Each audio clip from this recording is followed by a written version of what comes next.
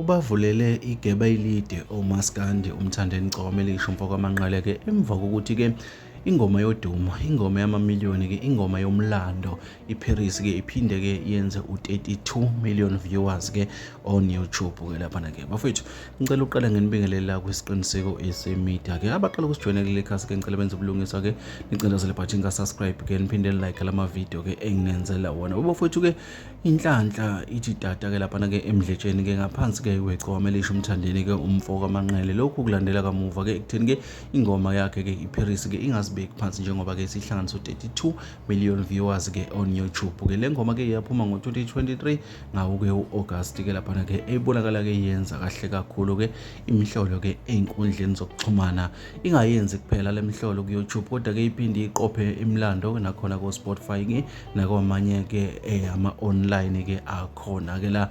okuthengwa kuona umculo lento bafowethu into yokushawela ihlombo into yokunconywa into yokuthi kufanele libongiswe iGcawamelisha sikhumbule lo mlando okhona oqoshwa uMthandeni umfoko wamanqele awukho owakwaba khona endimeni kaMaskandi ungowokuqala ngqa lokho kukhomba ngokusobala ukuthi uMaskandi awumncinyanga kodwa lokho kwenza uMaskandi ube kwelinye izinga sikhumbule le ngoma imvulele namathuba uMthandeni kayenqa isivele njengoba simbona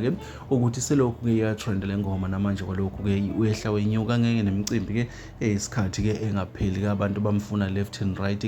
uphinde wazenzela omunye umlando wakhipha igushu nayo yaphinde yahlala esichongweni lapha njengoba nayo ishesha yenza ama viewers amahle kakhulu ku online bafethu ilezi beze kuphathele zona la kwisiqiniseko esemedia zokuthi iParis siphethe u32 million viewers on YouTube bafethu ngicela sidibane kwezinye engizokuphathela zona.